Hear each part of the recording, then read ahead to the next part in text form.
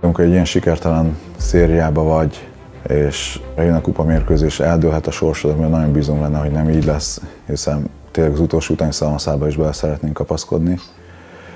Nagyon nehéz olyan motivációt találni a csapatnak, hogy még erre a találkozóra még hozzuk ki magunkból, ami alap kell, hogy legyen, de akkor is a legjobbat, hogy ki tudjuk hozni a játékosokból.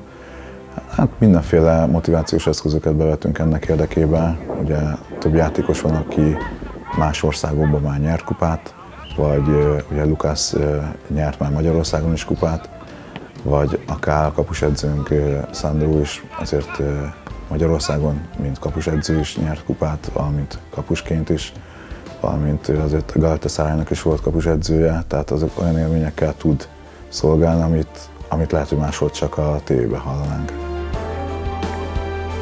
Szerencsére van egy nagyon jó barátom itt a MOL kupa stábjában, akivel meg lehet mindent beszélni, és felvetettem neki, hogy mi lenne, hogyha erre a forgatásra esetleg elhozná a magyar kupát, hogy lássuk, hogy miért küzdünk, ha már ennyire a finishbe vagyunk.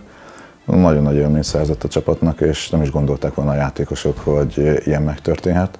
Volt, aki azt mondta, hogy az bal szerencsét okoz, hogyha hozzányúlunk, úgyhogy nem is nagyon nyújtunk hozzá, de a többiek megnyugtatták, hogy csak akkor okoz bal szerencsét, ha a döntő előtt, amikor kisétálsz.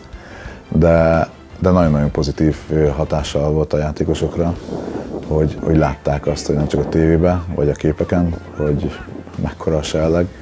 Úgyhogy ezután is köszönöm a stábnak, hogy ezt lehetővé tette. Csak Camán játszott nálunk még a teltházas puskás mérkőzésen. Az pedig, hogy a MOL kupában az elmúlt években mindegy, hogy kijátszotta a döntőt, azért több mint 30 000 ember volt, vagy utolsón közel 30 000 ember, azért az óriási dolog. És nem mindegy, hogy a lelátóról látod, vagy akár az öltözőből kisétálva, mert egy olyan gyönyörű létesítmény, amit tényleg minden játékosnak látni kell, és tényleg akkora élmény, amit át kell, hogy éljünk.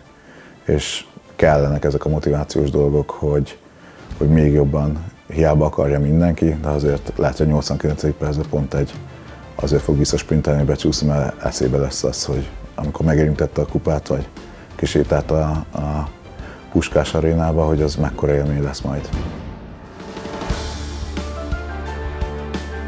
Természetesen beszéltük is az öltözőben, hogy ki játszott eddig az új Puskás arénában, egy ember tette föl a kezét, úgyhogy ez mindenkinek motiváció, hogy abban a stadionban szeretne játszani, annyi ember előtt, úgyhogy tényleg már ez jár a fejekbe, de most ez még kicsit arrébb lesz, még más dolgunk van hétvégén, úgyhogy de nyilván eljátszottunk a gondolattal mindenki.